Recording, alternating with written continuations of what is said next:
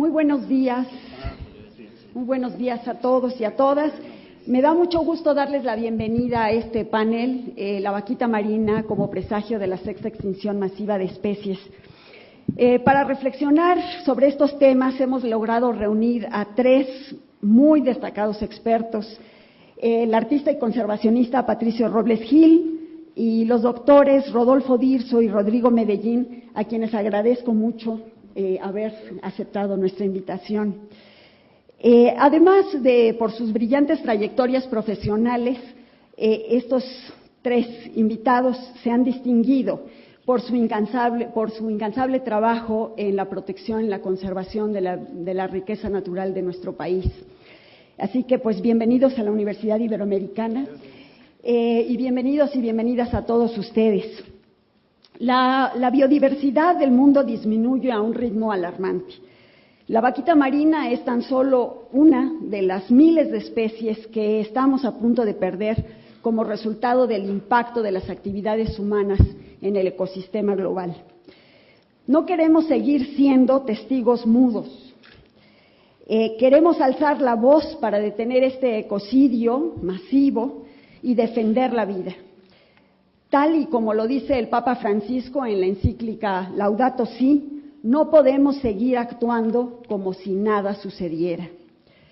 Por esta razón, nos sumamos con entusiasmo a la iniciativa del ritual colectivo en honor a la vaquita marina. Creo que tengo un problema con el micrófono.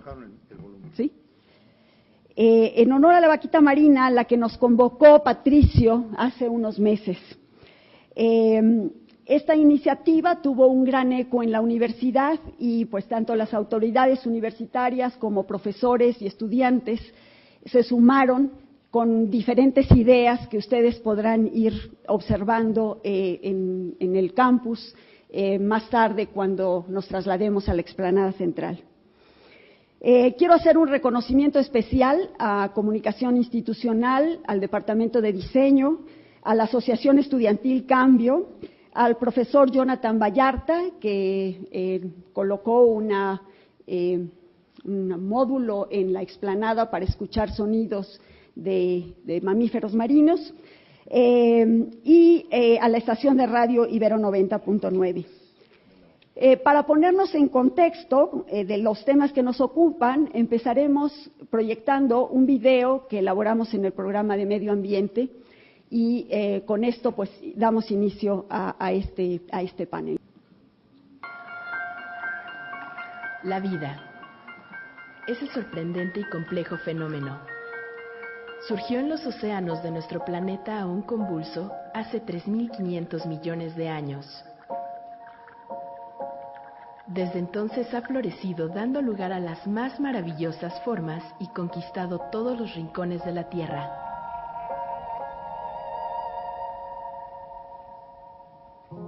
La evolución fue seleccionando cuidadosamente a cada ser vivo, dando origen a nuevas especies y despidiendo a otras para siempre. Este delicado equilibrio solo se ha roto en 5 ocasiones. Las 5 extinciones masivas. La última y la más conocida ocurrió durante el Cretácico, cuando un meteorito gigante colisionó con el planeta. Este impacto transformó drásticamente las condiciones de la Tierra, impidiendo el desarrollo de la vida tal y como existía. Hoy, 65 millones de años después de este evento catastrófico, las condiciones terrestres se están viendo nuevamente alteradas. Pero en esta ocasión, la amenaza no viene de fuera. Surge en casa. En un periodo de tiempo geológicamente insignificante, de unos 300 años, los seres humanos hemos transformado nuestro hábitat de una manera profunda y permanente. Nuestra huella se extiende desde el fondo oceánico hasta las gélidas superficies polares. Ecosistemas enteros han sido devastados. Como consecuencia, las poblaciones animales y vegetales se han reducido en un 58%, y se calcula que para finales de este siglo se perderán entre 20 y 50% de las especies existentes.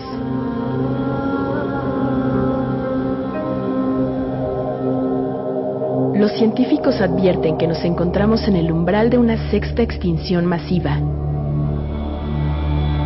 Nunca antes una sola especie había puesto en peligro la diversidad de la vida a escala global. Y aunque la población humana es ahora más numerosa que nunca, también es víctima de su propia inercia. Como en el resto del mundo, la biodiversidad de nuestro país también está en grave riesgo. La vaquita marina, marsopa endémica de México, se encuentra al borde de la extinción. Todas las llamadas de alerta fueron vanas.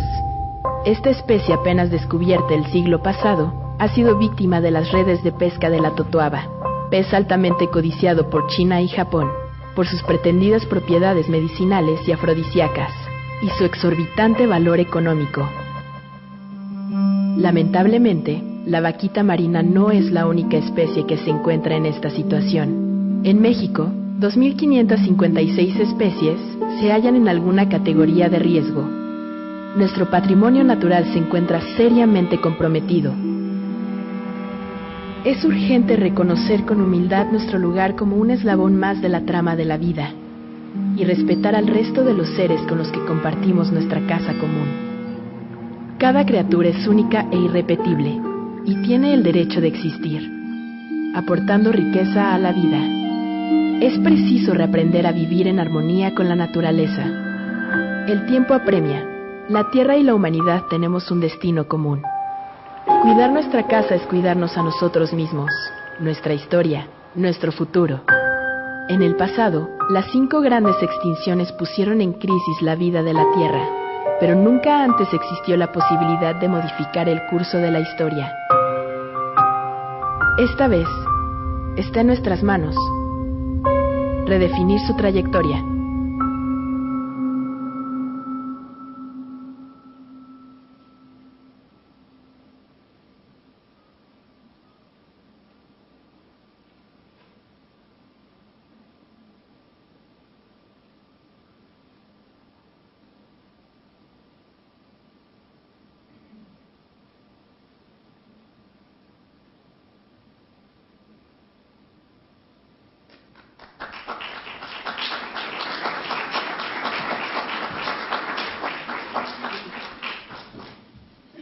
Pues con esta última frase de no podemos permitir que esta historia se repita, continuamos con el panel. Vamos a empezar con la presentación del doctor Rodrigo Medellín, si nos hace favor.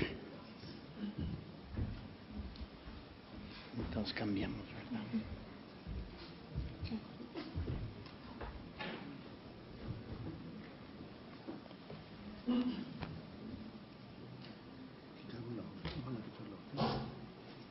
Ah, bueno, entonces usamos ese. Voy a usar el mío. Sí, perfecto. Entonces uso el mío.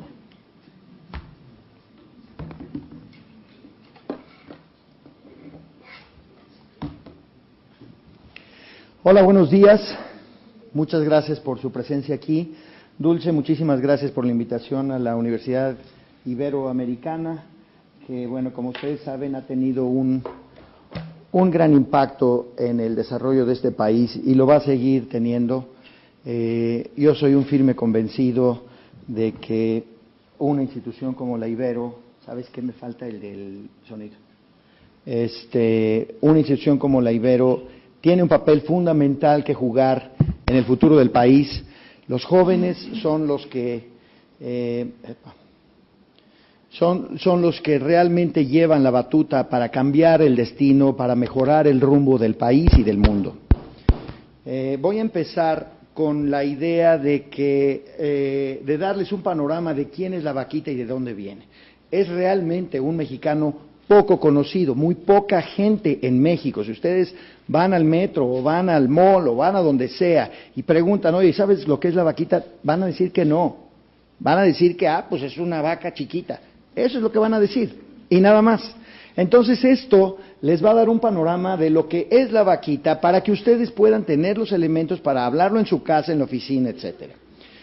La vaquita fue descubierta hace apenas 60 años. ¿Qué está haciendo esto?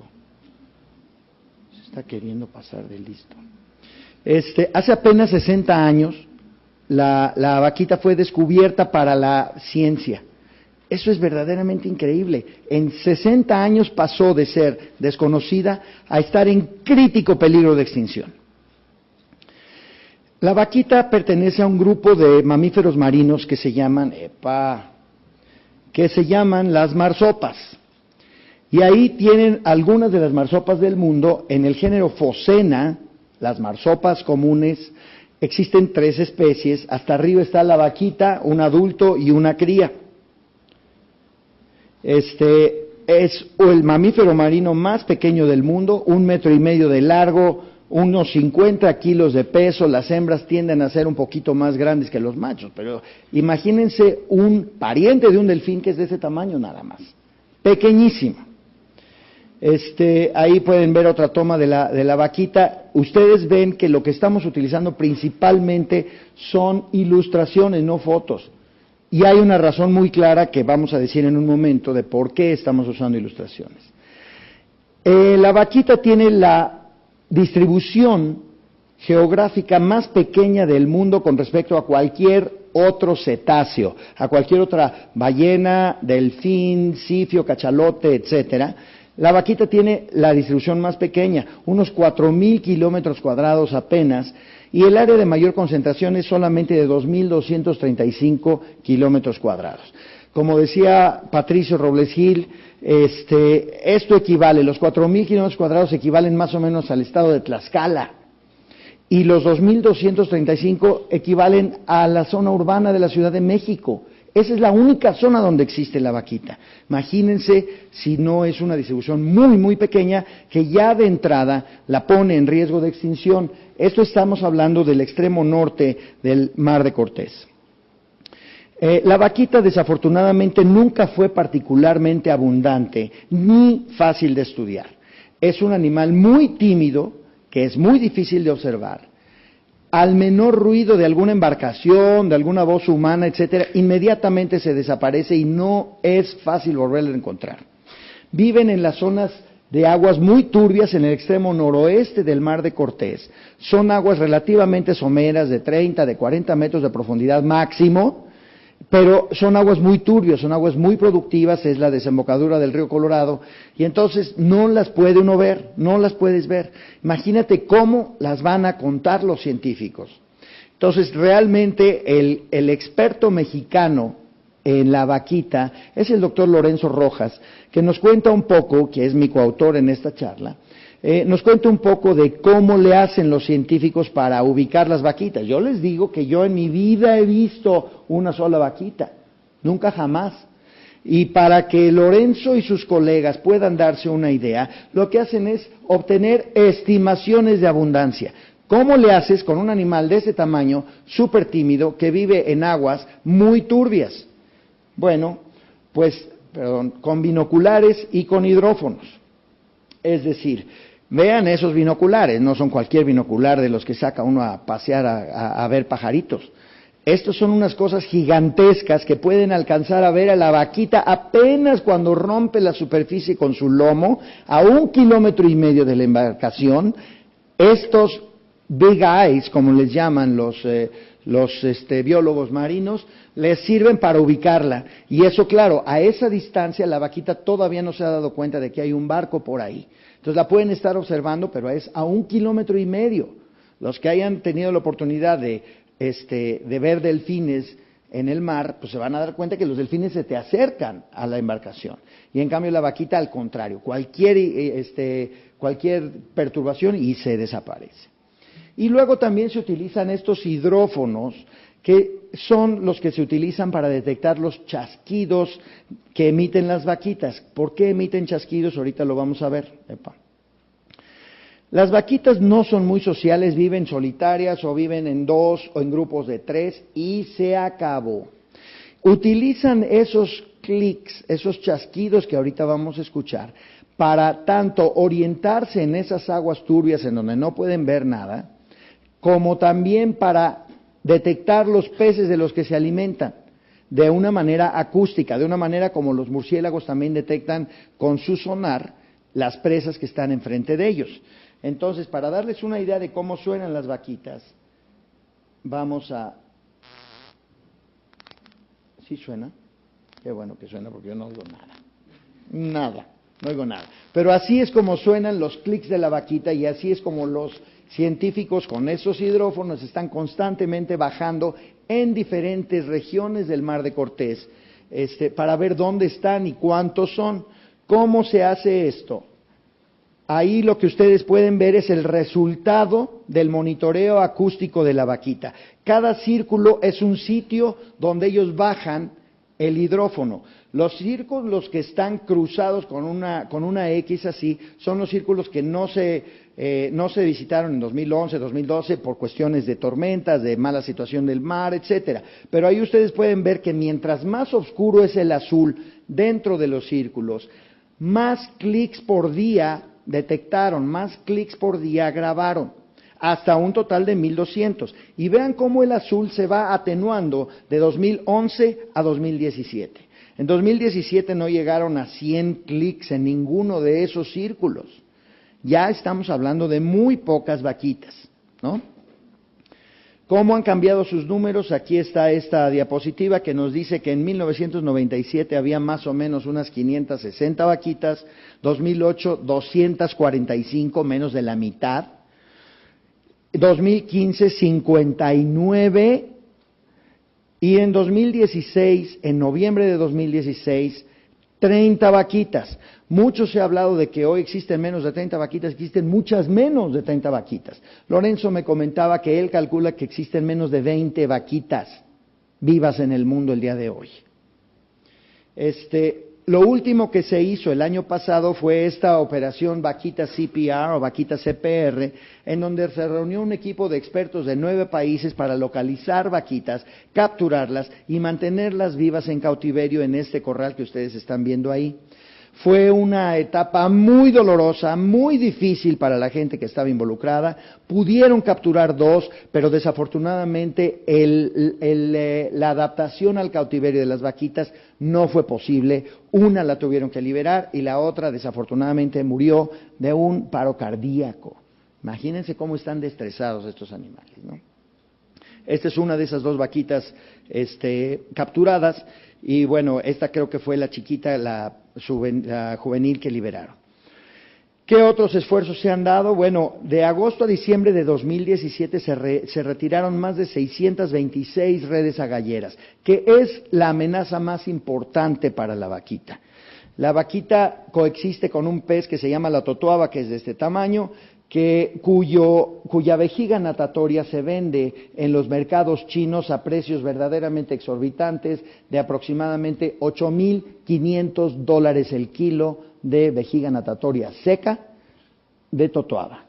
Y eso es lo que está guiando la avaricia de la gente, no quiero decir los pescadores, porque no son muchos, no son pescadores específicamente, están metidos en el crimen organizado, están haciendo muchas otras cosas y dicen, pues vamos a regar unas redes de pesca allí y si se enreda una vaquita, se enredó, pero yo lo que quiero son mis $8,500.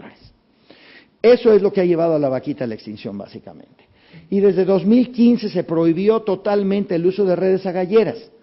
Pero a pesar del esfuerzo de la Armada de México, la pesca ilegal sigue siendo muy elevada. Así como estamos hablando ahorita, esa región del Mar de Cortés está constantemente siendo patrullada y se están sacando redes agalleras. No es suficiente. Esto es lo que pasa, esas son las redes agalleras.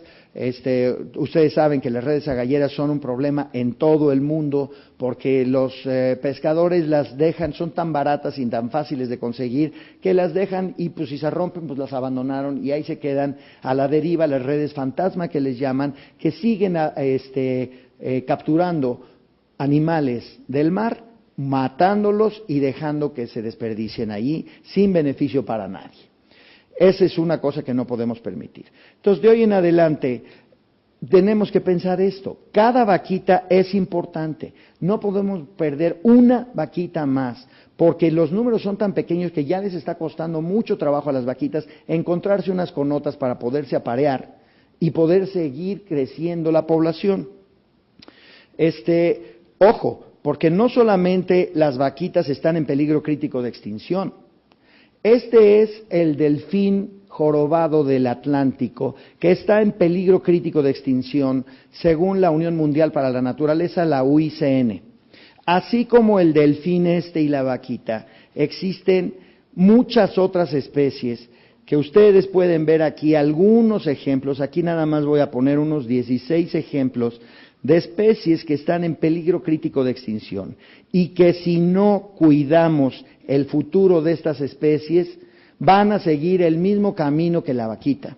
Estas son 16 nada más, pero de esas 16, ustedes piensen que hoy hay más de 200 especies de mamíferos, más de 200 especies de aves que están en peligro crítico de extinción. En total son más de 5.500 especies de plantas y animales que están en peligro crítico de extinción. ¿Qué es lo que está pasando? Somos nosotros parte del proceso.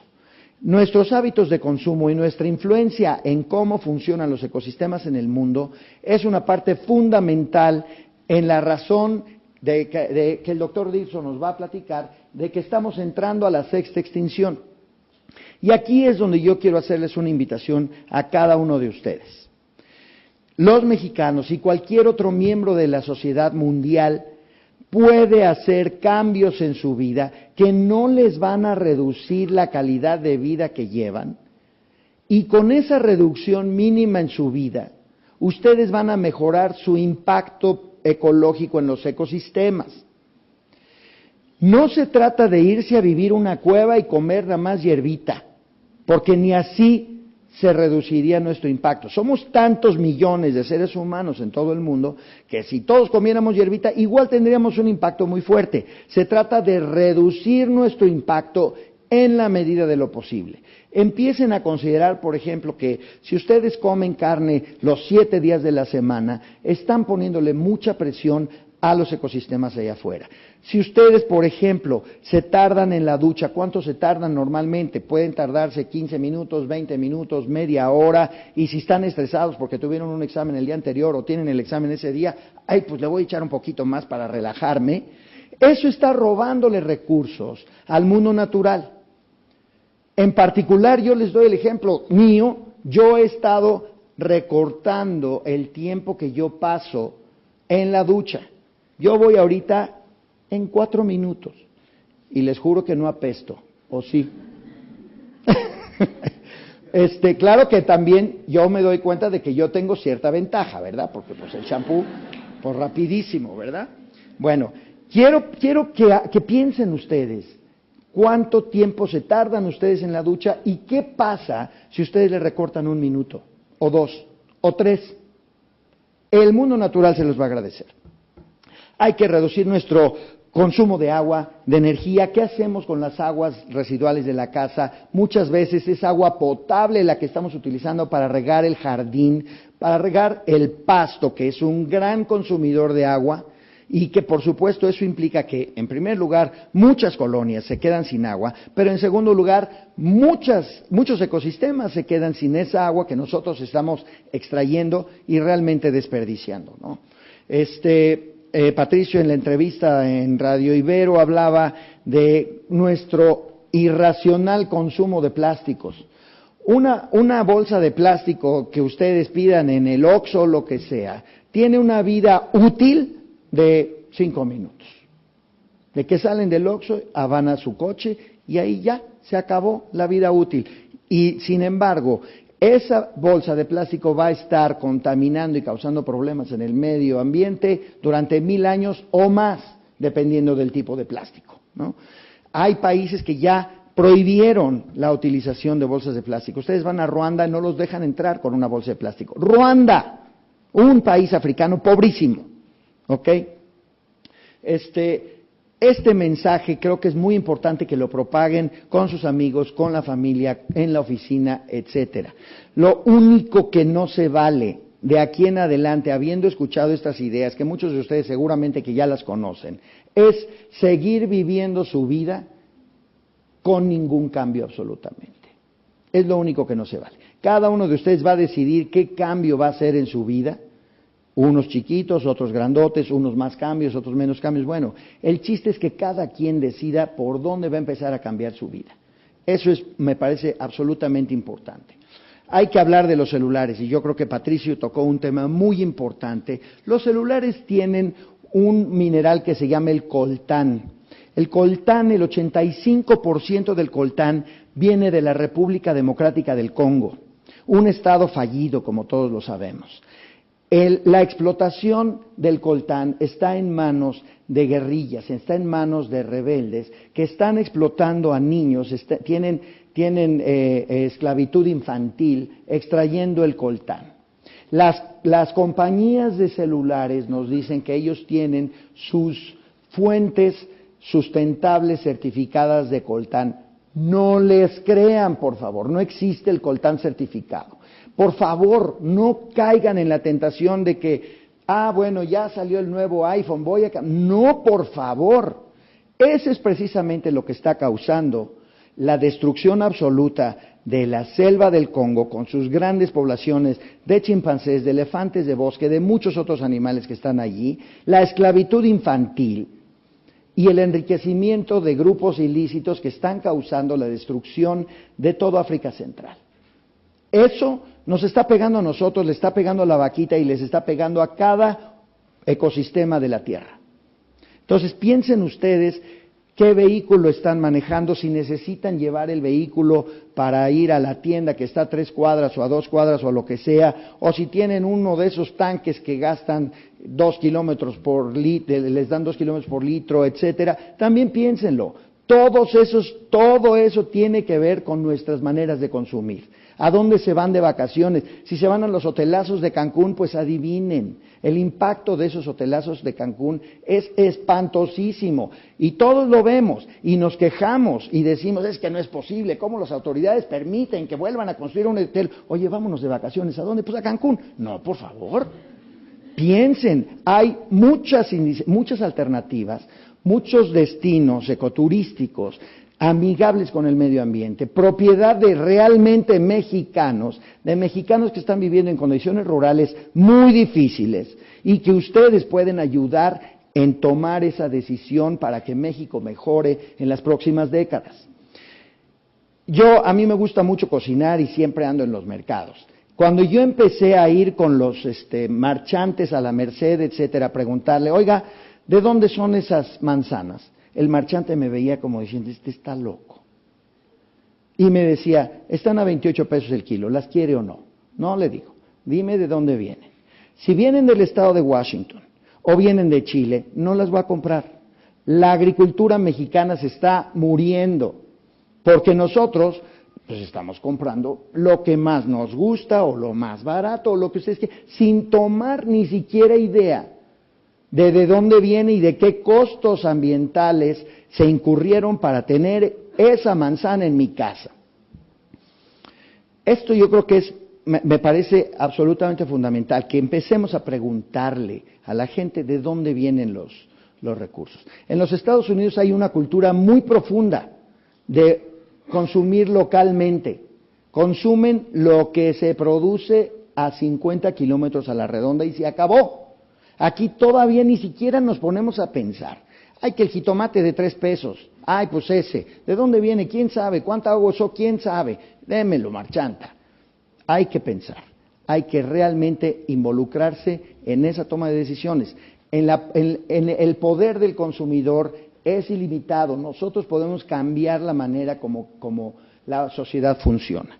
Con eso quiero dejarlos y agradecerles su atención y vamos a estar aquí para algunas preguntas. Muchísimas gracias.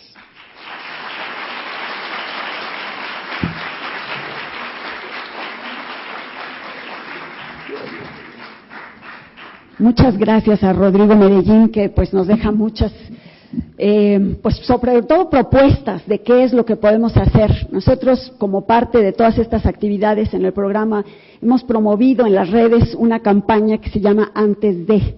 Y lo que pretende es justamente eso, pensar antes de hacer cualquier cosa, pensar antes de consumir, pensar antes de viajar, pensar cuál es el impacto de esa actividad en el ambiente. Entonces, bueno, pues ahora le daremos la palabra a Patricio, por favor.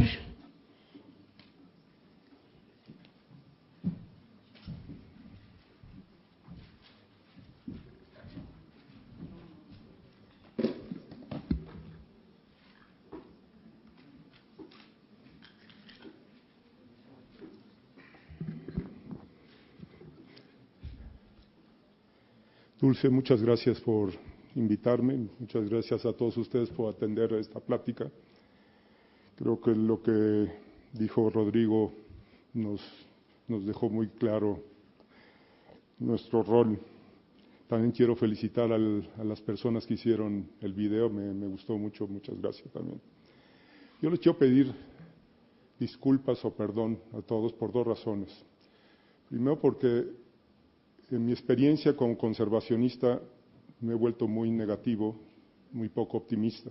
Esa es la primera. Y segundo, porque en los 40 años o 30 años que me he dedicado a la conservación, han sido los 40 años donde el planeta se ha reducido más en su riqueza biológica, y de alguna manera fue en mi guardia. Y me siento muy, muy mal por ello.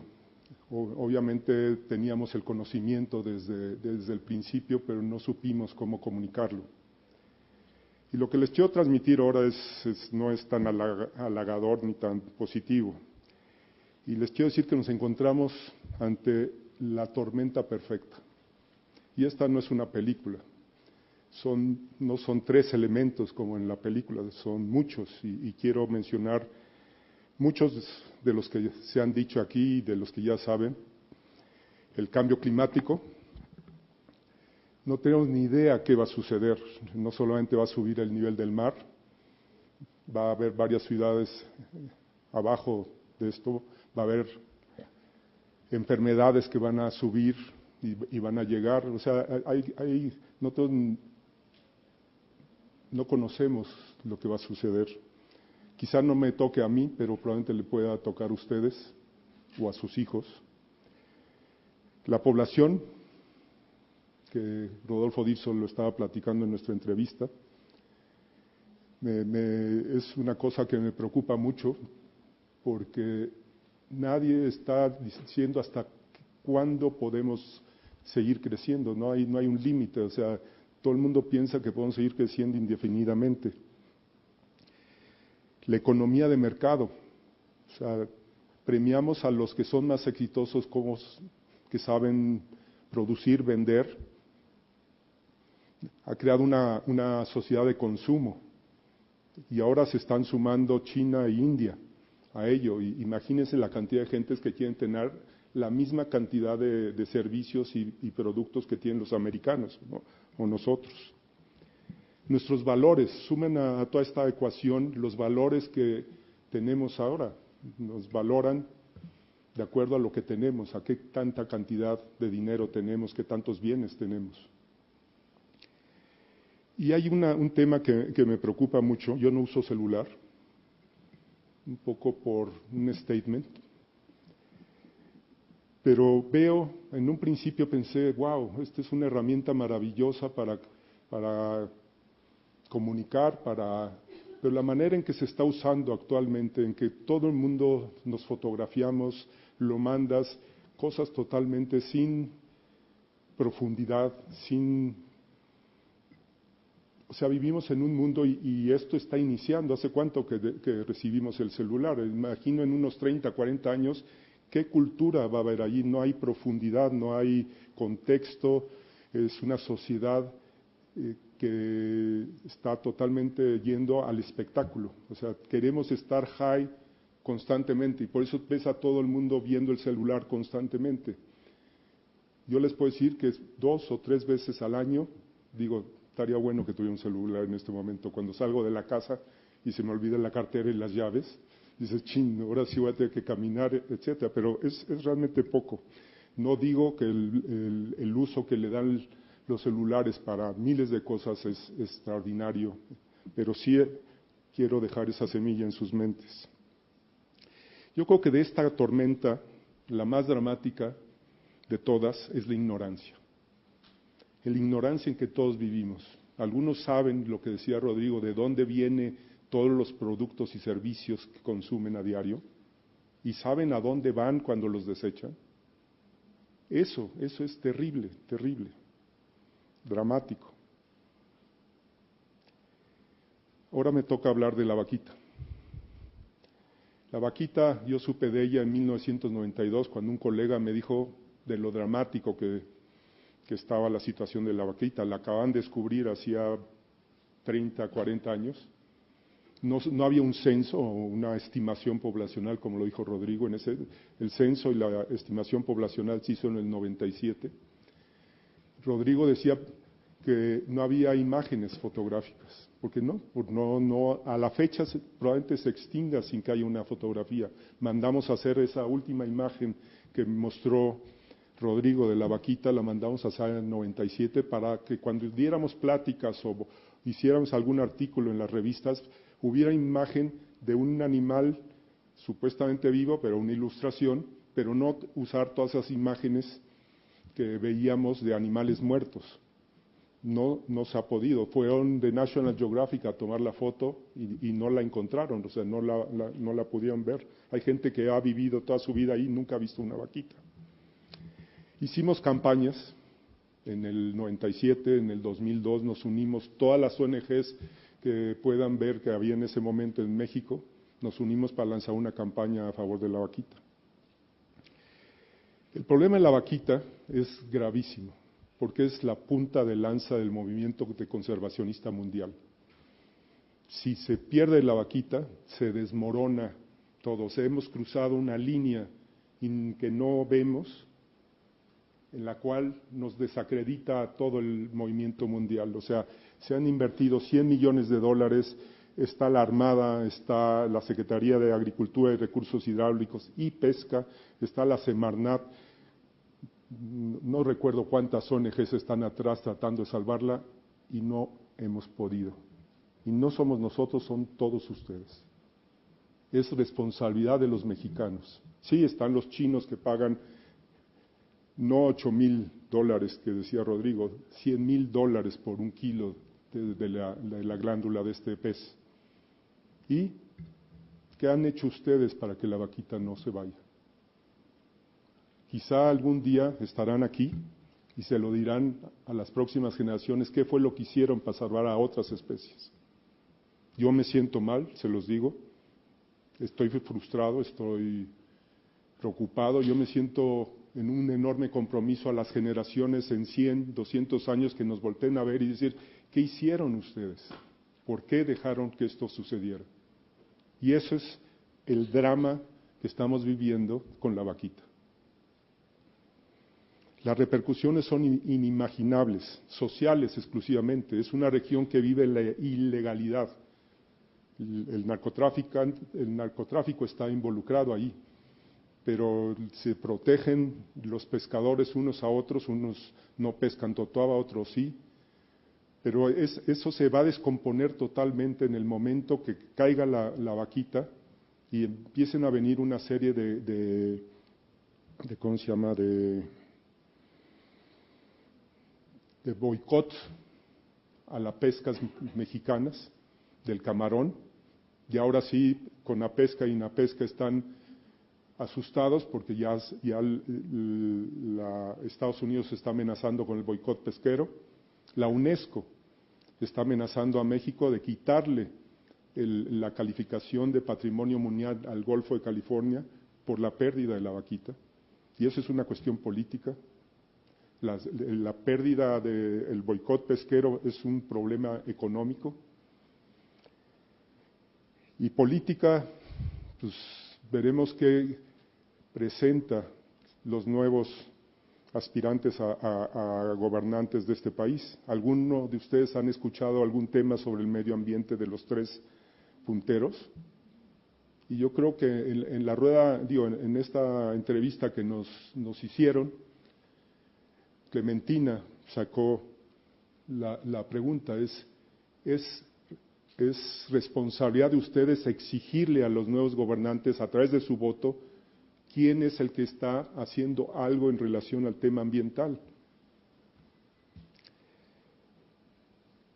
¿Qué van a decir esas gentes en 100, 200 años sobre nuestra generación?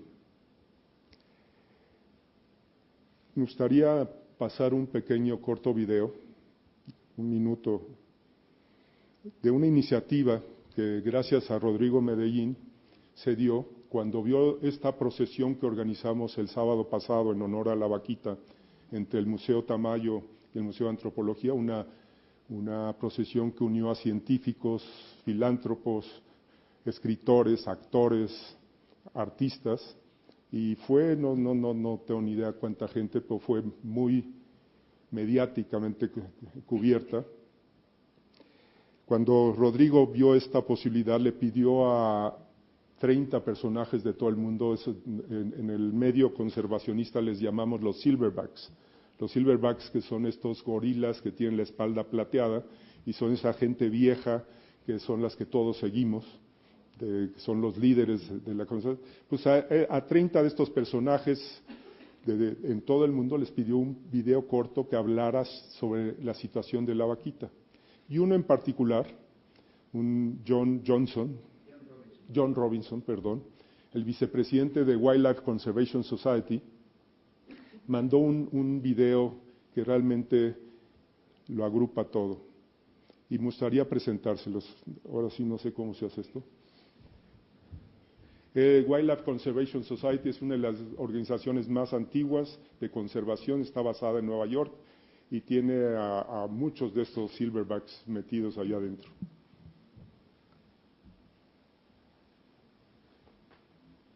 That I consider the imminent extinction of the vaquita.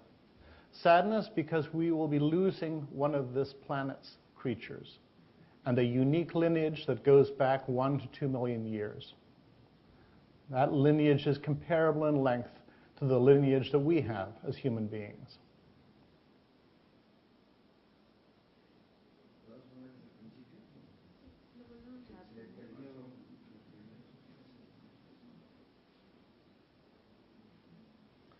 It is with a great deal of sadness that I consider the imminent extinction of the vaquita.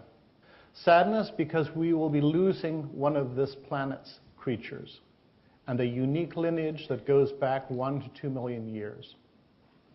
That lineage is comparable in length to the lineage that we have as human beings. Sadness because we cannot reverse extinction. There are other porpoises and dolphins, but there is no other vaquita. Sadness because we will be losing a symbol of marine conservation. Indeed, the very name vaquita captures the affection that the people of Mexico have for this species and the people of the world have for this species. And sadness because we will have failed as conservationists.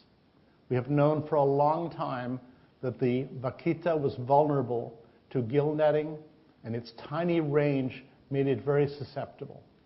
We tried to address those threats. We failed. The population of the vaquita continued to dwindle. Last-ditch efforts have come to naught. It is a challenge to the hubris that we have, that we can save species, that we can protect and save our planet.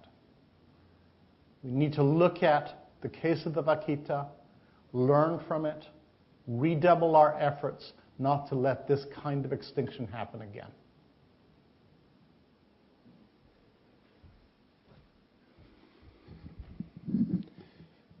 Yo estudié en esta universidad y estudié en el Instituto Patria, cuya fundación de este programa de educación va muchos años atrás con la persona que la instituyó, Ignacio de Loyola. Y hay una diferencia muy grande con los valores que tiene esta universidad y estos colegios liderados por los jesuitas. Don Ignacio Loyola era un humanista. Y yo lo sentí muy profundamente cuando estaba yo en el Instituto Patria, porque muchos de mis amigos eran de otros colegios. Y pasando a través de los años, a ustedes los han enseñado a pensar. Y de veras, en muchos otros colegios no era lo mismo. Te hacen racionar, te hacen pensar. Y ya actualmente yo veo cómo todos los que salimos de este instituto y de la universidad estamos comprometidos con México, estamos comprometidos como a través de ser doctores, ingenieros, arquitectos. Y otros compañeros míos los enseñaron a hacer dinero, a hacer empresa, obviamente crean trabajos, etcétera, pero los valores son muy, muy diferentes. Y lo que quiero decir aquí es que la base de este hombre, Ignacio Loyola, era que cuando tú tienes conocimiento, ese privilegio de tener conocimiento te debe de llevar, o es indispensable, que tengas un compromiso. Y lo que yo les quiero decir hoy es que esto que están viviendo es real. Lo acaban de ver es real. Esta tormenta les va a afectar a ustedes y les va a afectar a sus hijos. ¿Qué podemos hacer? Les dejo con esa pregunta. Muchas gracias.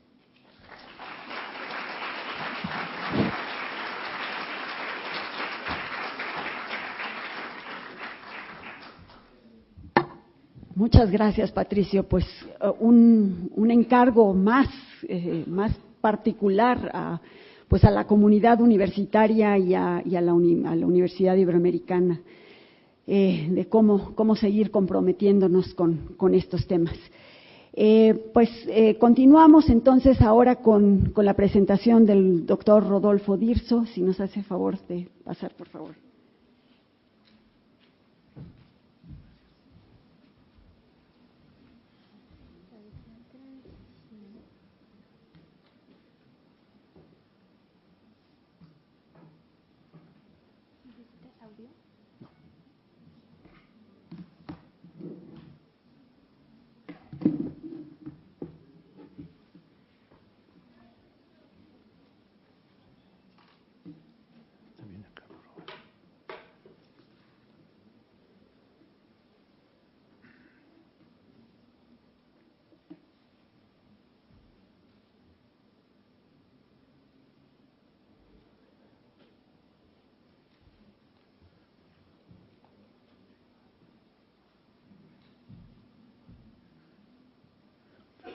Muchas gracias, Dulce. Es un placer y un honor estar en esta universidad. También es un honor compartir el podio con mis colegas que ya han hablado. Y es un gusto y un privilegio que estén ustedes aquí para acompañarnos en estas reflexiones sobre estos problemas que afronta la humanidad, ejemplificados por el caso de la vaquita y ejemplificados por otras muchas especies que están en problemas.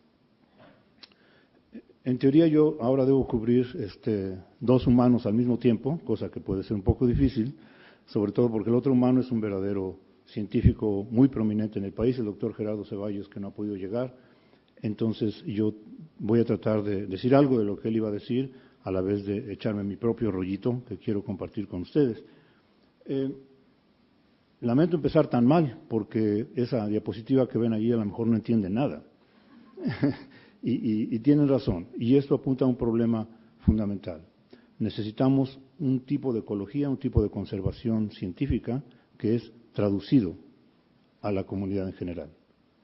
Hay una rama ahora muy prominente que está empezando en la ecología que se llama en inglés Translational Ecology, la ecología de la traducción, de cómo la información científica es crucial que percole a todos los ambientes, a todos los niveles de la sociedad. Y empezar con un título así no es lo mejor que se puede hacer, pero créanme que en unas pocas diapositivas se va a revelar este misterio de esta terrible diapo de aquí.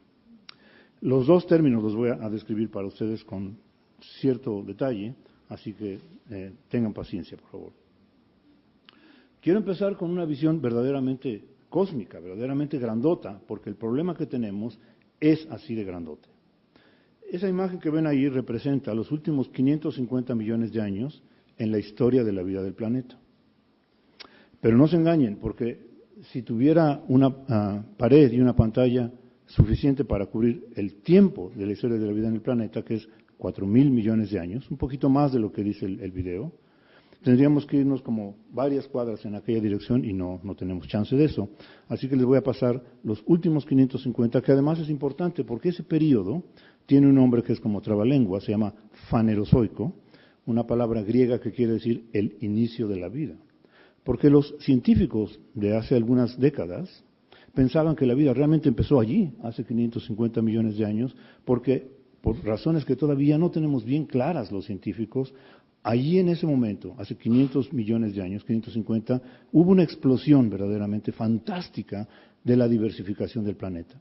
Esa línea roja que ven allí representa la trayectoria de la diversificación biológica que ha tenido nuestro planeta. Y hay un montón de cosas que ver, pero yo quiero llamarles su atención a un par. Pueden ver que esa línea roja ha ido increciendo, ha ido aumentando, aumentando, aumentando, y curiosamente, aquí que es donde estamos nosotros, cuando llegamos nosotros a la vida en este planeta, es cuando la riqueza natural, la diversificación del planeta, está en su máxima expresión. Nunca antes, en 4.000 millones de años de evolución orgánica, había habido tal exuberancia biológica como es ahora. Pero esto es fascinante por dos razones. Número uno, fíjense qué padrísimo, qué emotivo, qué fascinante es que nos tocó coincidir en ese momento de la diversificación del planeta. Eso quiere decir que tenemos un privilegio, como decía yo, cósmico, casi impensable, que nos toque en el momento en que el planeta tiene su mayor riqueza natural. Ese es un asunto. Pero el otro asunto, que es el que nos atañe directamente en el contexto de lo que estamos discutiendo hoy, es que qué triste sería que seamos una causa, como ya estamos viendo que es, que empuje la línea roja de ese pico, de ese máximo, hacia el lado izquierdo, a disminuir su diversificación biológica. Es una responsabilidad ciudadana, es una responsabilidad nacional, es una responsabilidad global, universal, como miembros de este planeta, como miembros de este proceso de diversificación de la vida en el planeta. Fíjense que además la línea roja va creciendo, a pesar de esos triangulitos amarillos que ven allí, que representan las 5 grandes extinciones que han ocurrido en los últimos 550 millones de años. Como ya se mencionó, una de ellas, la que pasó aquí por el Pérmico, fue verdaderamente catastrófica. Casi el 90% de los géneros de organismos marinos mostraron evidencia de haberse desaparecido. La vida estaba a un punto, a un hilito de caer. Pero vean que a pesar de esos grandes pulsos de extinción, la vida ha sido empecinada, ha sido necia y ya ha revertido el golpe y ha crecido y crecido y crecido de manera espectacular. Eso nos lleva a pensar que tal vez algunas personas crean que entonces, si la vida puede recuperarse, no hay que preocuparse de las extinciones que estamos viendo hoy en día. La respuesta es no, compañeros. Lamentablemente, fíjense que para que haya una recuperación después de un golpe como los que ha habido, como esos 5, por lo menos en el caso de los vertebrados, toma aproximadamente unos 15 millones de años para volver a tener la misma riqueza que ocurrió antes de la extinción. Y yo no creo que ustedes tienen consuelo de decir, pues me voy a esperar unos 15 millones de años para que, si hacemos la 6ª extinción, nos recuperemos. Es impensable, es medio absurdo. Número 1. Y número 2, lo que se recupera, lo que viene después, no es lo mismo que teníamos antes. ¿Se acuerdan que hace 65 millones de años teníamos como grupo dominante los dinosaurios? Vean que ahora ya no hay dinosaurios. En esos grupos de vertebrados, los mamíferos son los que predominan. O sea, el cambio es no solamente cuantitativo, sino profundamente cualitativo. Entonces, el punto de esta diapo es que estamos en un privilegio universal, cósmico, planetario, que sería una lástima que lo destruyésemos. Un señor que se llama Paul Crutzen, que se ganó el premio Nobel junto con Mario Molina, él dijo que nuestro impacto en el planeta es de tal magnitud que deberíamos ya pensar en que hay una nueva era que debería llamarse el antropoceno, la huella del impacto humano. La huella en que, el momento en que estamos siendo una fuerza de tal magnitud como las otras fuerzas que han definido cómo ha sido la historia planetaria en esos 4.000 millones de años de evolución, la era del antropoceno. Ahora, los geólogos y los biólogos todavía se pelean mucho al respecto de que si es una cosa formal llamar esto el antropoceno, porque buscan dónde están los fósiles, etcétera. No entremos en esa discusión de momento, pero es un término que se ha popularizado mucho y yo creo que es una cosa que emblemáticamente define, realmente captura lo que está pasando, que es nuestro profundo impacto sobre el planeta, sobre el mundo natural. El antropoceno tiene muchas manifestaciones y desde el punto de vista biológico tenemos algunas que lo hacen muy evidente.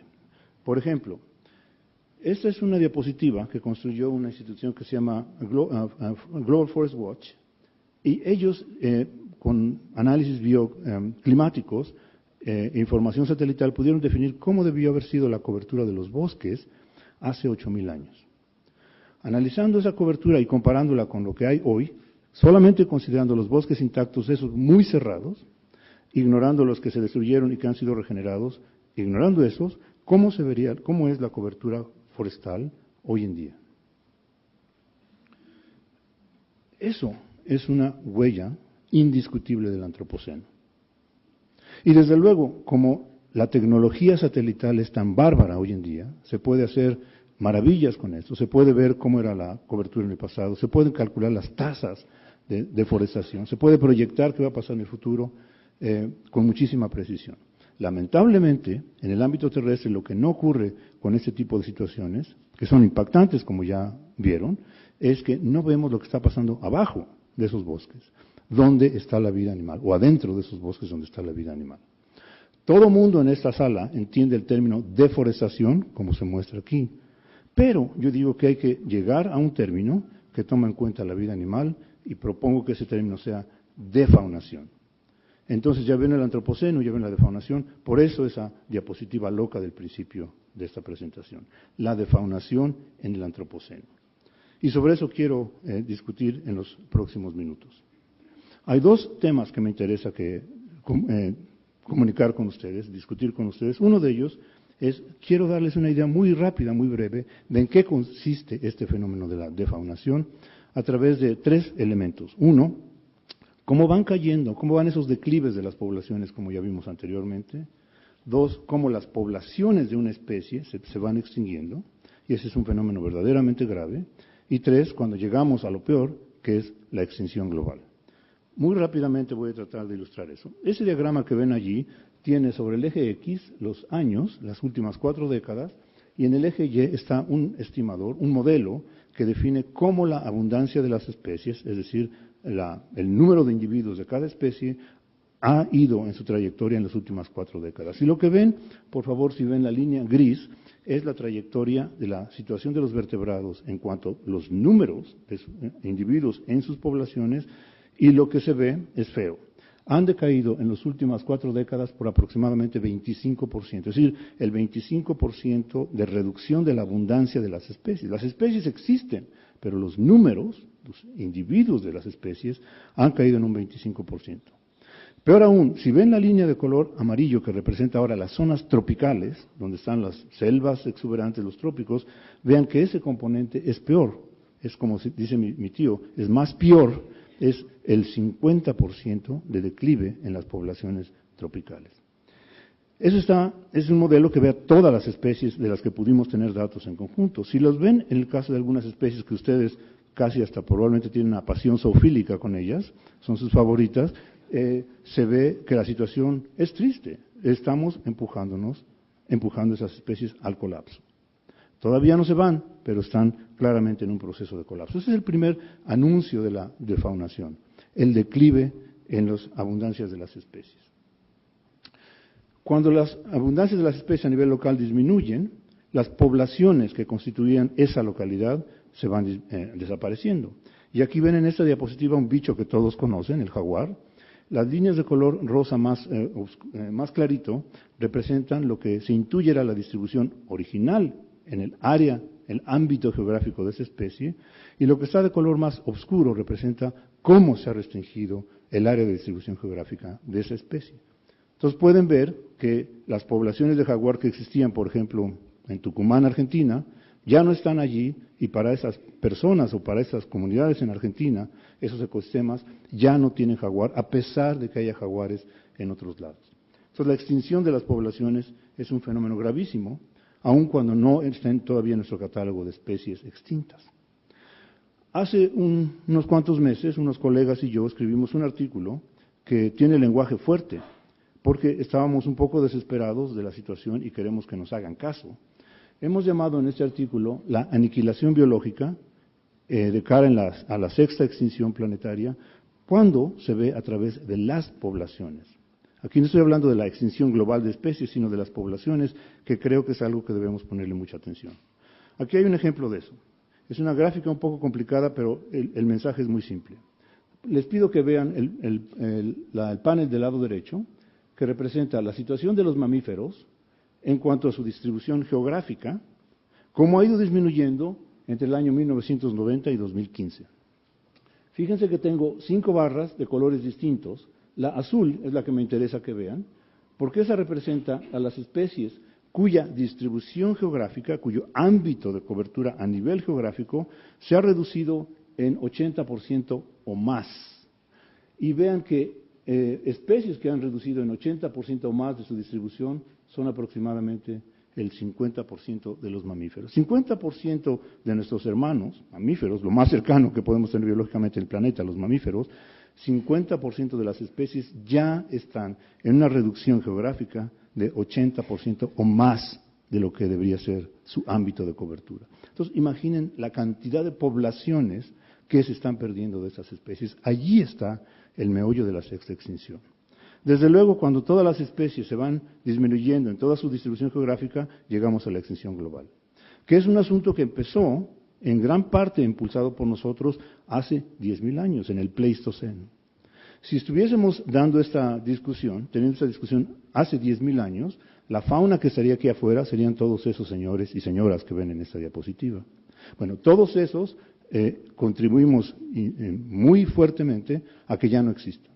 Esa es una extinción masiva en la cual tuvimos mucho que ver hace 10.000 años.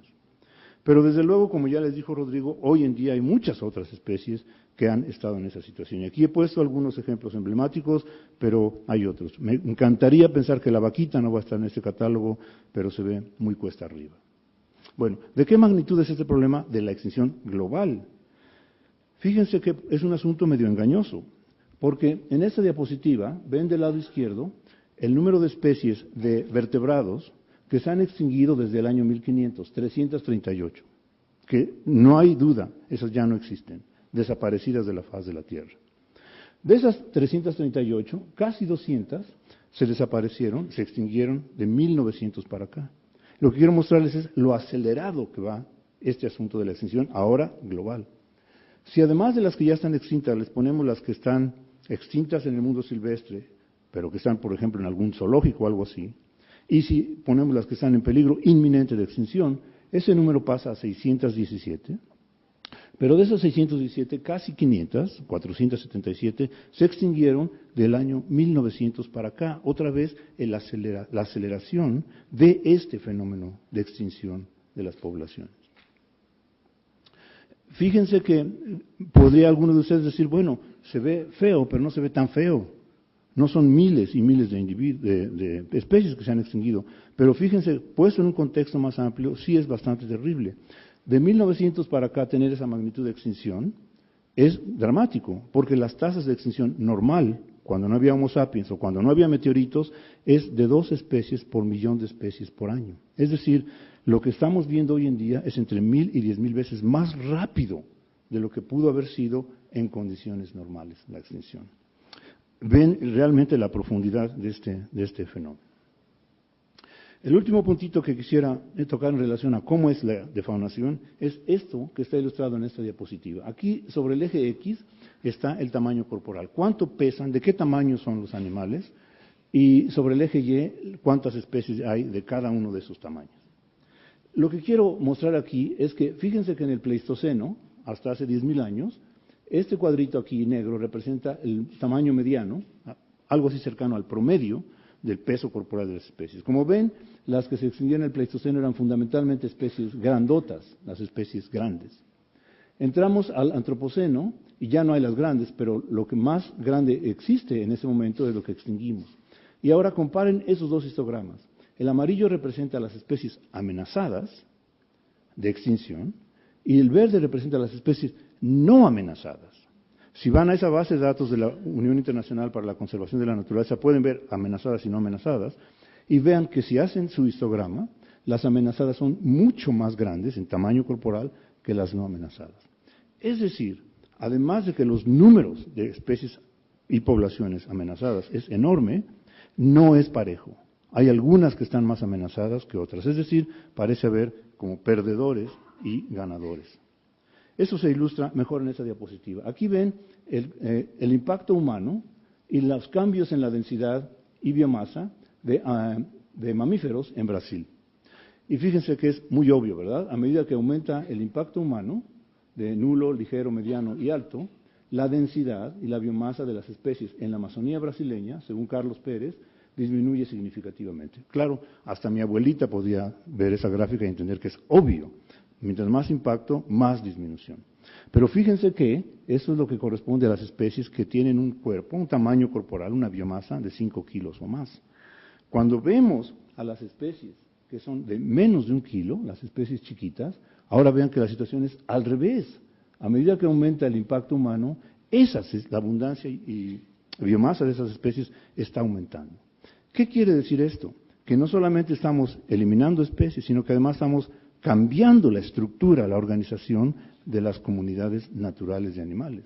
De tal manera que podemos concluir, para resumir todo ese rollo, que la defaunación es de gran magnitud, que los trópicos les va particularmente mal, y nuestro país en buena medida es tropical. Y tercero, más importante, es que no es pareja. Los animales más impactados son los grandes, pero los pequeños parecen ser los no impactados y de hecho parecen en algunos casos ser favorecidos. ¿Qué consecuencias podría tener esto? Y eso es lo que quiero gastar los siguientes minutos para decirles que si me creyeron, si los datos que vieron les convencieron, es evidencia inequívoca, la mejor información científica que tenemos de que el problema es serio, se pueden preguntar, bueno, ¿y qué? ¿Qué nos importa? ¿Por qué podría ser relevante? Y ya vieron con Patricio y con Rodrigo muchas razones, incluso emocionales, espirituales, éticas, por las cuales esto es importante. Quiero apelar a una razón, a una cosa que los ecólogos llaman servicios de los ecosistemas, para ver si eso les ayuda a convencer de que no debería pasar las extinciones. Quiero discutir con ustedes muy rápidamente si estos animales son puramente decoración del planeta o si tienen funciones que son importantes para nosotros. En particular, quiero discutir qué posible relación podría tener la presencia de la fauna de nuestro planeta con la salud humana. Para eso les muestro este mapa, cuyos puntos rojos representan áreas donde están ocurriendo emergencias y reemergencias de enfermedades serias, zoonosis de varios tipos. En el panel del lado derecho ven África, espero que pueden ver, y este cuadrito representa el este de África, y polígonos rojos representan áreas donde está resurgiendo una cosa que ustedes han leído, han oído, la peste bubónica, la plaga. Fíjense que esta cosa está resurgiendo, en particular en algunas regiones.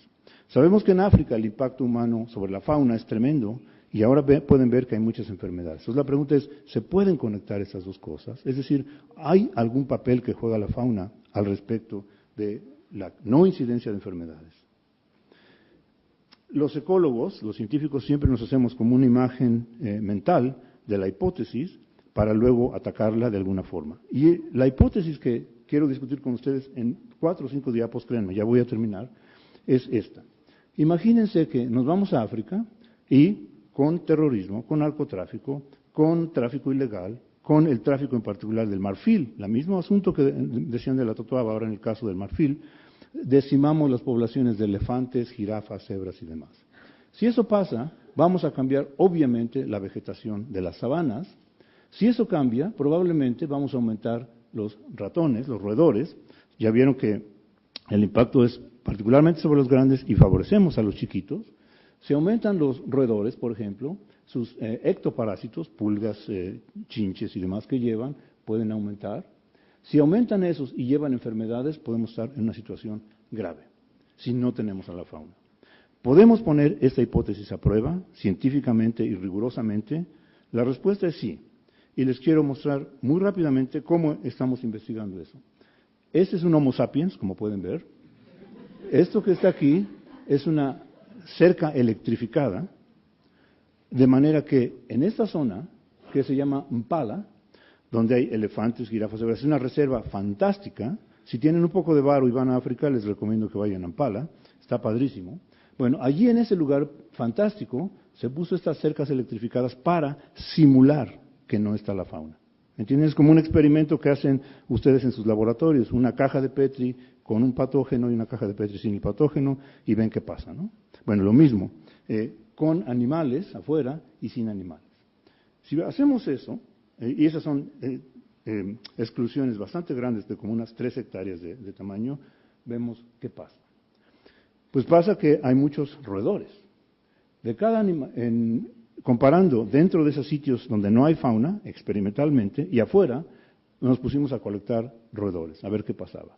Y aquí ven las manos de un Homo sapiens que está sosteniendo un ratón, y aquí ven la mano de otro Homo sapiens con un peine, y está peinando al ratón, para que todos los parásitos que tiene caigan sobre este baño María, y después tú vas con una pipeta y los extraes sin tragarte lo que cayó, y lo mandas a analizar y colectas sangre del bicho para ver su identidad, quién es el bicho y qué tipo de enfermedades lleva, tanto en sus ectoparásitos como el bicho en su sangre. Es una cantidad de trabajo brutal, pero se dan cuenta que las locuras que hacen los biólogos cuando trabajan en trabajo interdisciplinario. Ok, después esas muestras de sangre y de los ectoparásitos los mandamos a un lugar para analizarlos genéticamente, del ADN. Ese lugar es una cosa que se llama los Centros del Control de Enfermedades en Gringolandia, y esos señores, viendo las pulgas, lo que traen, y la sangre de los animales, nos han descubierto toda esta locura que ven aquí. Enfermedades emergentes o reemergentes que ni siquiera nos imaginábamos. Vean que incluso tenemos el caso de una de ellas. Esto, en cristiano, se llama la peste bubónica. Hoy en día, en esos roedores que estamos viendo, que estamos favoreciendo, no es culpa de ellos, de nosotros por favorecer su hábitat o sus condiciones, estamos viendo que están llevando esas enfermedades bastante preocupantes. Aquí hay un ejemplo de eso. Fíjense, voy a comparar lo que pasa dentro de la exclusión donde no hay animales y afuera donde sí hay animales con la abundancia de roedores, de esta especie de ratón y esta enfermedad bartonelosis. Un ejemplo de los muchos que tenemos. Fíjense que donde no hay ratones, donde no hay animales grandes, la abundancia de roedores es prácticamente el doble que cuando sí están los animales presentes. Se dan cuenta del papel que juega la fauna, de manera directa e indirecta, en mantener las poblaciones de roedores.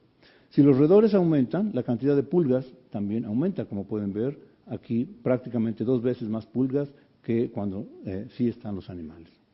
Si ven ahora los roedores infectados con esa enfermedad, esa es la línea de los infectados, adentro, donde no hay animales grandes, y afuera donde sí están los animales grandes. Y las pulgas también infectadas.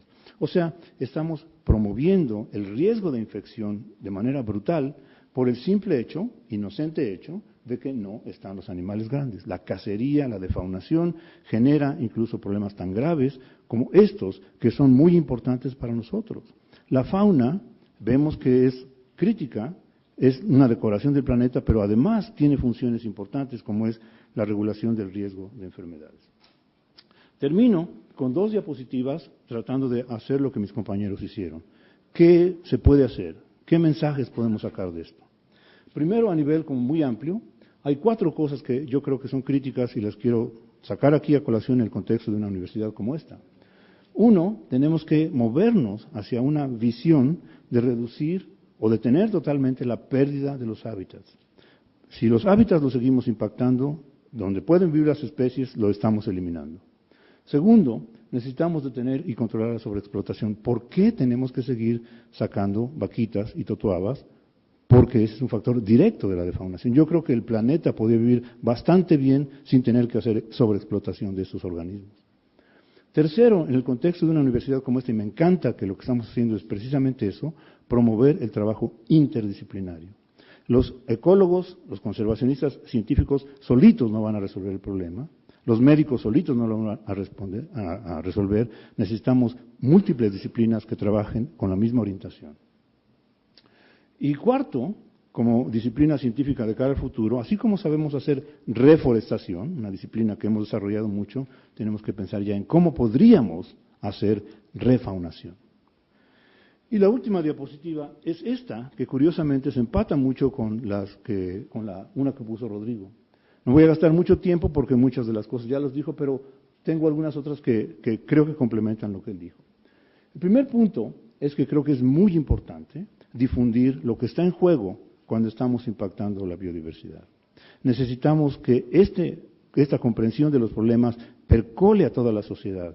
Necesitamos correr la voz con la comunidad en general al respecto de la importancia de la biodiversidad. Necesitamos hacer que la ciencia se vuelva una cosa de los ciudadanos. No que todos sean científicos, pero que todos entiendan lo que la ciencia nos dice al respecto de esos problemas tan graves. La segunda ya la dijo Rodrigo, no compres productos de animales silvestres. La tercera es que nos quedan muy poquito de áreas naturales protegidas que no han sido seriamente impactadas. Necesitamos tener visión para apoyar las áreas naturales protegidas que aún nos quedan. La cuarta es que, compañeros, créanme, es muy importante para el planeta bajarle al consumo de carne. Resultará fácil para mí decirlo porque yo soy vegetariano, pero aún ustedes que pueden ser carnívoros, algunos de ustedes, irle bajando al consumo de carne tendría muchísimas consecuencias positivas para disminuir la deforestación, para disminuir las emisiones de carbono, para mejores situaciones de salud personal. Es muy importante.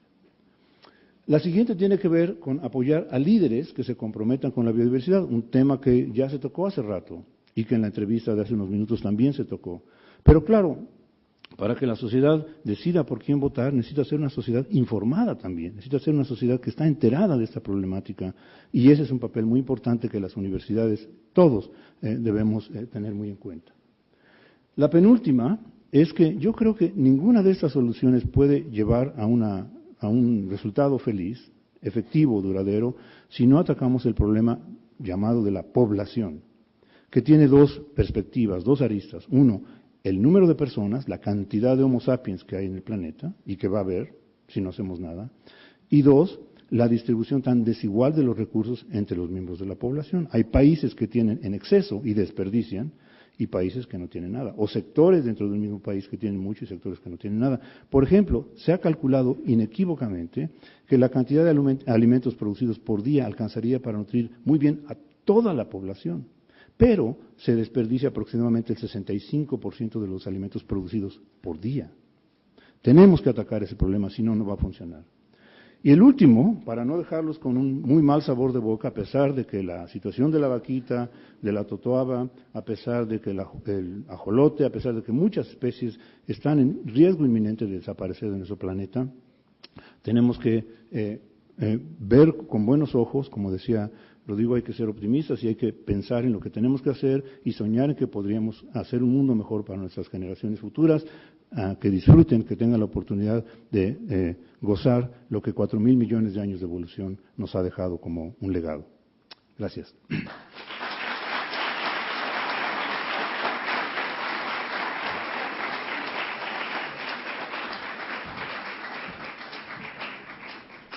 Pues creo que estarán de acuerdo conmigo que el doctor Rodolfo Dirso ha hecho una espléndida explicación de lo que significa la defaunación y la entrada a esta sexta extinción masiva. Bueno, pues vamos a pasar ahora a un espacio en el que pues les haremos algunas preguntas para detonar una discusión. Voy a lanzar yo la primera, pero les pido a ustedes que pues vayan pensando en qué preguntas podrían formularles a nuestros invitados hoy. Voy a formular una pregunta y ustedes, el que quiera empezar a contestarlo, nada más me dice.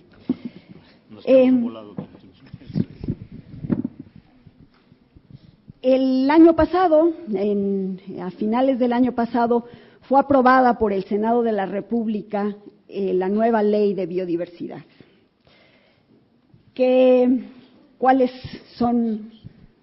su opinión sobre las implicaciones que esta nueva ley de biodiversidad va a tener para la biodiversidad de nuestro país? Ya Rodrigo se puso de voluntario. No, pues ya me lo puso. Bueno, resulta que ya las leyes mexicanas sobre biodiversidad se estaban quedando atrás con respecto a las necesidades del país. Entonces se empezó a hablar en muchos foros, en muchos volúmenes diferentes, de la necesidad de tener un nuevo instrumento legal que ordenara la forma como estamos utilizando y protegiendo la biodiversidad. Evidentemente aquí estamos hablando de un montón de partidos políticos, cada quien con sus agendas, un montón de senadores, cada quien con sus agendas y con sus capacidades de negociación. Entonces, yo fui parte de un equipo que estuvimos ahí con los senadores muchas veces martillando y decidiendo y definiendo cuáles eran los puntos más críticos de la ley de biodiversidad. Lo que ha estado ahorita, el dictamen actual que tenemos, que ahorita, ojo, está en la Cámara de Diputados para discusión y que todos ustedes pueden meter comentarios por medio de la página de la Cámara de Diputados por ley de biodiversidad, es un dictamen muy diferente a lo que nosotros promovimos que los senadores adoptaran en la Cámara de Senadores y mandaran a la Cámara de Diputados. Muy diferente. Pero hay cosas particulares que creo que son rescatables. En primer lugar, una cosa que me preocupó muchísimo es que se desprotegía por completo todas las áreas naturales protegidas con respecto a la minería. Y tristemente eso estuvimos martillando muchísimo a que se blindara a las áreas naturales protegidas, que es, como ya lo dijo el doctor Dirso, nuestra fuente de vida en el país y en el mundo. Y tristemente la versión que está en diputados está muy, muy diluida esa blindada de las áreas protegidas a la minería. Esto quiere decir que cualquier empresa minera puede solicitar los derechos de entrar a un área natural protegida y empezar a explotar los recursos mineros que hay ahí, por medio de minería a cielo abierto, que es muy destructiva, por medio de minería con mercurio para extraer oro, que es muy contaminante, y no hay mucho que hacer. Entonces, obviamente nosotros seguimos peleando, pero nosotros somos muy poquitos. Necesitamos que mucha más gente se incorpore a este tema. Y hay algunas cosas que realmente no están tan mal en la ley de biodiversidad.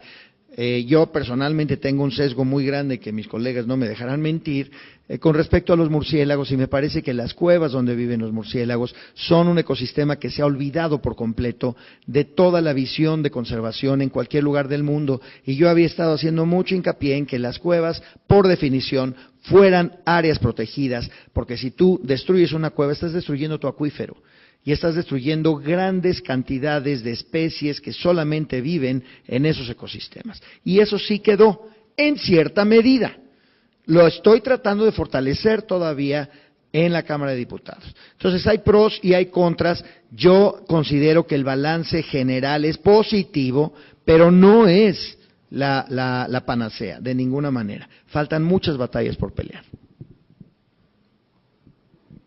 Yo solamente añadiría que iba a tocar el tema de las áreas naturales protegidas, que como vieron yo lo tenía incluso en una de mis diapositivas, y Rodrigo ya lo mencionó, así que no voy a abundar en eso.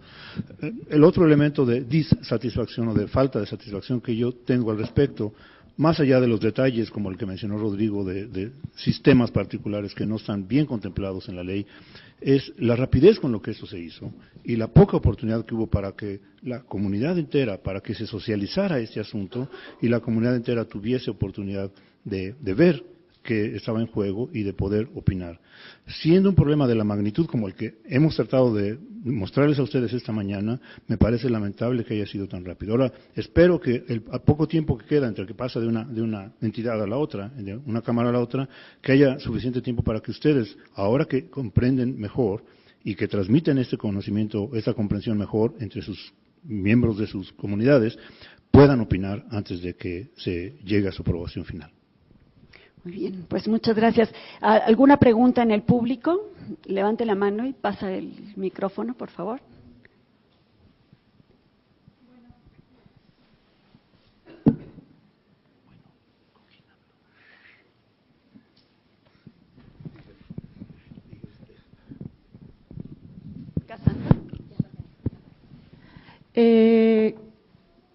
Yo creo, ¿qué opinan ustedes acerca de regular esos equipos multidisciplinarios en el área científica y tecnológica en cuestión de la Agenda 2030 en cuanto a sustentabilidad para lo de cambio climático, preservación, conservación de las reservas naturales?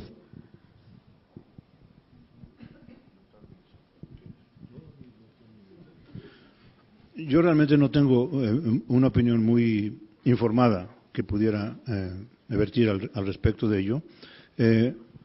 Si es regular en el sentido de tener reglas explícitas, transparentes y claras, yo estaría de acuerdo. Pienso que tener un mundo, una sociedad como la que tenemos hoy en día, sin regulación en todos los ámbitos, es un problema serio. Así que en el contexto de la Agenda 2030 yo diría que regulación bien pensada, bien razonada, es algo que sería pertinente tener y contemplar. Gracias. Vamos a hacer una pregunta de las que nosotros teníamos preparadas. En el rico debate que se generó después de la procesión de la vaquita marina el sábado pasado, nos llamaron particularmente la atención los comentarios, pues parece ser de los pescadores locales, escribieron en las redes. Y ellos afirman, uno, pues como ustedes lo mencionaron, que la vaquita no existe, ¿no? Que nunca la han visto, que es un invento del gobierno mexicano para apoyar, para seguir apropiándose del Mar de Cortés, que ellos y sus familias se han visto afectados por las medidas adoptadas por el gobierno. ¿Cómo piensan ustedes que se podría conciliar la conservación de la biodiversidad con el aprovechamiento de los bienes de la naturaleza y el bienestar de las comunidades?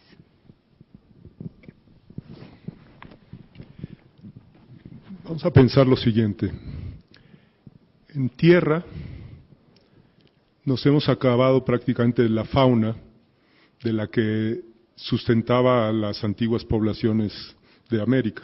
Antes ibas al mercado y te encontrabas al armadillo y al guajolote silvestre y en eso consistía. Actualmente producimos en tierra gallinas, puercos, reses y es de lo que consumimos. En el mar no, en el mar prácticamente todo el mundo puede pescar, las grandes industrias pueden sacar el atún. Rodrigo estaba diciendo que cómo se va en declive todas estas pesquerías, viendo los precios que encuentras en el mercado.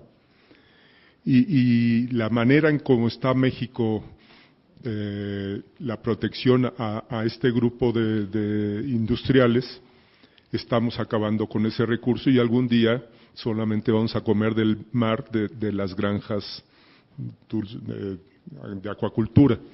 Los pescadores los han protegido por años, los grupos de conservación han trabajado con ellos y lo que ha faltado, en mi opinión, es que los pescadores entiendan que no pueden pescar todo, o sea, de esa manera.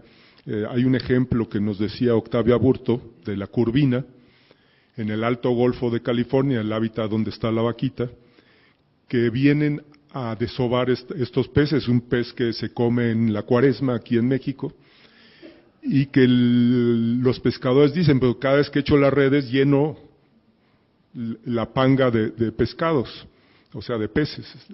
Y cómo se puede estar acabando si realmente estamos de alguna manera llenando esto todo, cada vez que lo hacemos. Lo que me explicaba Octavio Aburto, que lleva tomando este estudio, era que hay esta población enorme que vienen todas las curvinas del Golfo de California a desovar aquí y cada vez que echa la red sigue sacando y sacando hasta que puede llegar el momento en que la última red atrape a los últimos individuos. Lo patético de esta historia es que llegan los camiones con curvina a la Ciudad de México para que nosotros nos comamos en Cuaresma el pescado, y el primero camión que llega hace la Cuaresma, o sea, hace realmente el negocio, y llega un momento que los últimos prácticamente se regalan o se tiran. Y eso, tratando de contestar la pregunta que hiciste, eso es lo que a veces no entienden muchos de los pescadores. Hay pescadores muy buenos, se lo entienden, pero hay otros que no lo entienden. Por otro lado, una investigadora que hemos apoyado durante muchos años, Enriqueta Velarde, que ha estudiado a las aves marinas que llegaban a una isla muy pequeña, que es Isla Raza, lleva estudiándola 35 años o cuanto más. Ella ha definido o ha encontrado que el alimento que le llevan las aves a sus pollos, podría ella predecir de qué tamaño iba a ser la pesquería de la sardina antes que salieran los barcos del puerto. O sea, la cantidad de éxito de los pollos a la hora de crearlos, podía encontrar eso. Eso lo lleva diciendo que 30 años que hay una sobrepoblación, una sobrepesca de la sardina, y llegó a tal momento que se colapsó. Y las aves tuvieron que ir a anidar a otras latitudes. Por otro lado está el calentamiento del Golfo de California. Entonces, el problema, y lo dicen ya muchos, es que el Golfo de California se está sobreexplotando. Y si los pescadores dicen que tenemos que darles el derecho, pues dénselo, pero algún día se van a quedar sin nada. Yo quisiera agregar a lo que ha dicho Patricio, que tuvo un énfasis marino, a tomar la respuesta de Dulce en un ámbito más amplio, incluyendo el terrestre. Y me interesa mucho porque hay tanta gente joven, tantos estudiantes y tantos colegas jóvenes, que me parece que es crítico entender este mensaje. Yo creo que es una cosa del pasado, es decir, que bienestar humano y conservación del mundo natural son antagónicos, son pleito. Yo creo que es bien factible congeniar las dos cosas. Estoy totalmente consciente de lo crítico que es pensar en las comunidades rurales, indígenas, locales en diferentes puntos del país, que tienen que tener una vida digna, pero que también requerimos conservar lo más posible de nuestro ambiente natural. Déjenme darles un solo ejemplo que me parece muy representativo. En el estado de Oaxaca hay varias comunidades, la más notable para mí es una que está en Ixtlán, subiendo la montaña, pasando el pueblo de Guelatao, donde esas comunidades hacen el manejo forestal, hacen la extracción forestal, incluso, no se vayan a espantar, el método en que lo hacen se llama matarraza, pero lo hacen en bandas muy delgadas y muy largas, de varios kilómetros de largo y 50 metros de ancho, y dejan el bosque alrededor de todo esto, permiten que la regeneración sea muy intensa, muy rápida, van y hacen la selección de los árboles que son los más vigorosos, quitan los otros, toda la madera que sacan, y ese sistema lo hacen en rotación.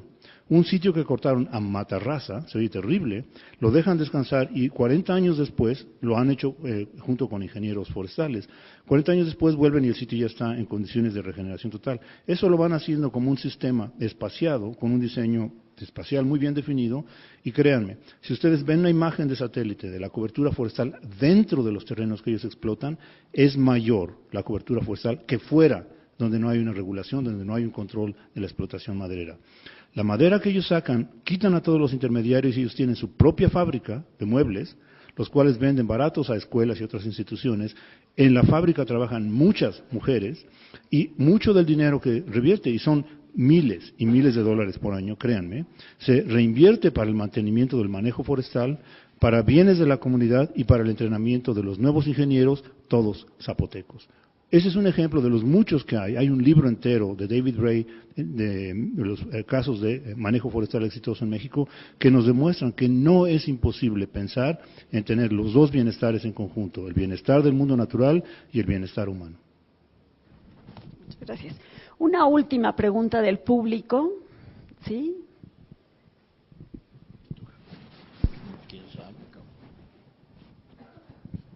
Muchas gracias. Primero quiero presentarme, mi nombre es Ramón Bonfil y soy director de una ONG, Océanos Vivientes. Yo soy conservacionista, también trabajo en el ámbito marino. Lo que quiero es brevemente expresar mi opinión y tomar eso para lanzarle una pregunta a los panelistas. Coincido con la opinión general que vi plasmada en las tres pláticas de que lo que podemos hacer como sociedad, lo que podemos hacer como individuos, en la decisión que tomamos de consumo, de hábitos, tiene el potencial de cambiar las cosas. Pero mi opinión personal es que eso no es suficiente.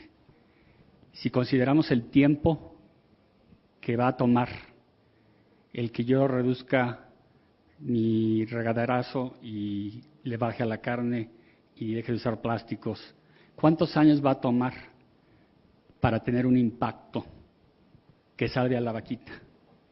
No va a salvar a la vaquita. La vaquita no se va a salvar con ese tipo de medidas. No quiero decir que no sean necesarias, son necesarias y tenemos que tomarlas.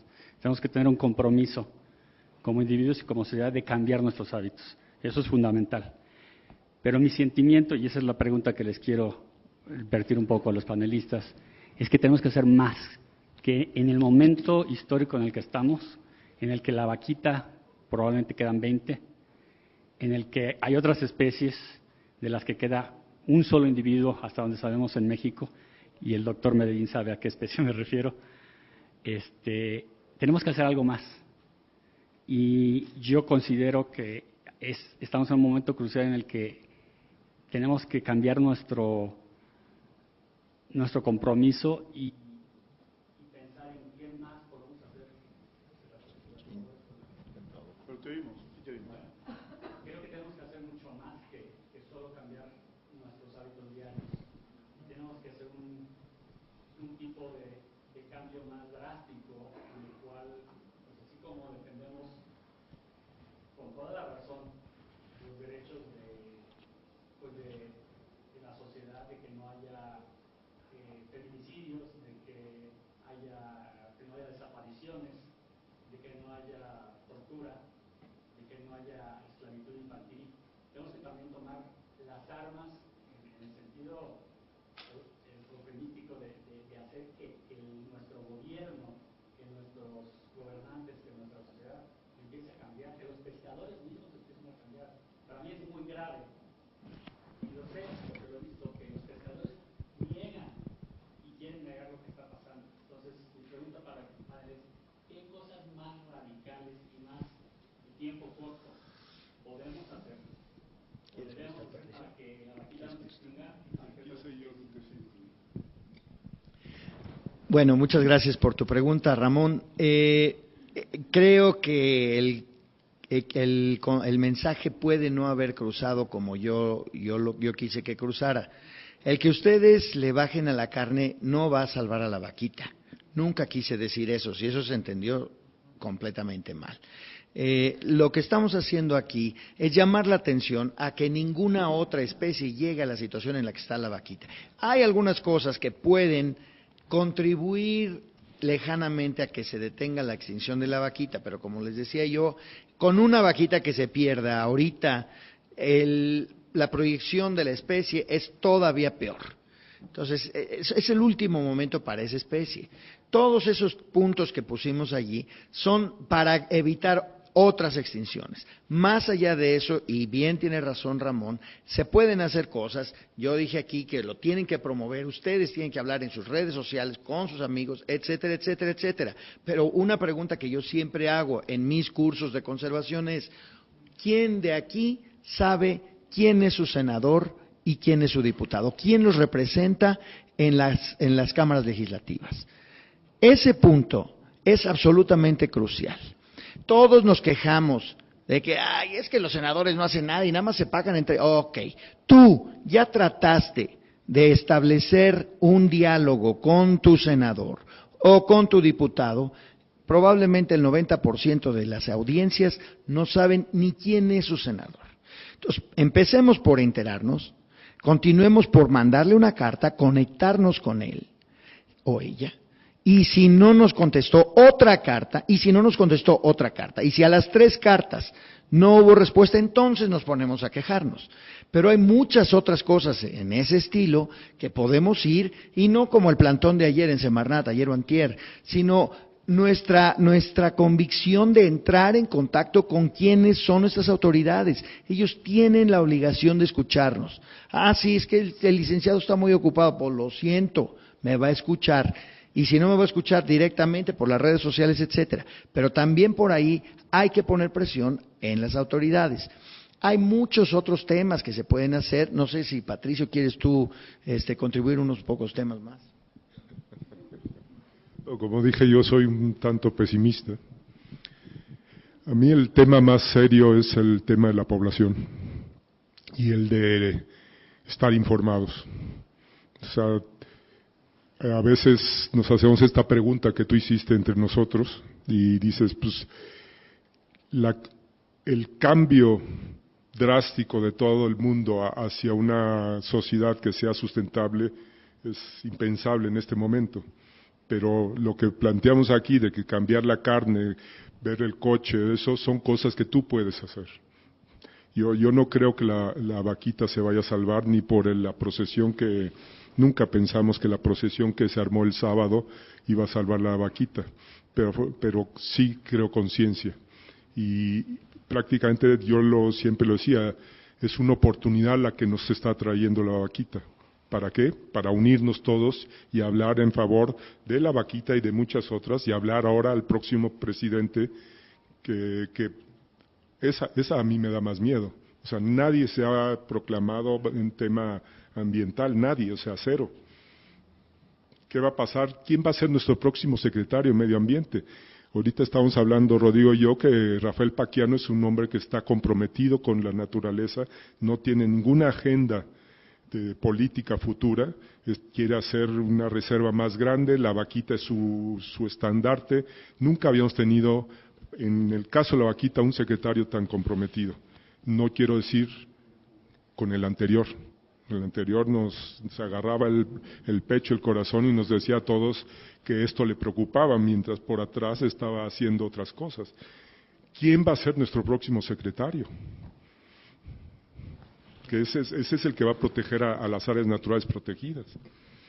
Eso son nuestras preocupaciones de todos los días. Rodolfo, ¿tú quieres hacer algún otro comentario? No, yo creo que los puntos centrales ya los dijeron mis dos colegas.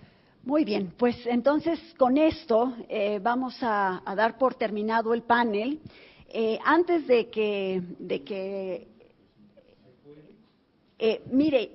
son 2 minutos para la 1 y está programado que justamente hacemos una invitación para que nadie se vaya, sino nos acompañen a la explanada central de la universidad para un ritual en honor a la vaquita marina como respuesta a esta propuesta de Patricio. Patricio muy generosamente ha donado a la universidad un cráneo en bronce de la vaquita marina. La vamos a colocar en el altar que desarrollaron, que crearon alumnos de diseño industrial, y vamos a llevar a cabo una muy pequeña ceremonia, pero muy simbólica, en la explanada. Aquí está la pieza que Patricio nos ha donado. En este momento va a quedar ahí en la explanada central, pero después va a tomar un lugar en el campus, pues como un recordatorio permanente del compromiso que la Universidad Iberoamericana tiene pues con estos temas. Patricio, muchísimas gracias por esto, muchas gracias a los tres por este espacio, por este tiempo, que sé que es difícil a veces, pero tuvimos la suerte de conciliar sus agendas y de tenerlos aquí. Tenemos un pequeño obsequio para ustedes en agradecimiento y por favor los invitamos a trasladarnos con nosotros a la explanada central.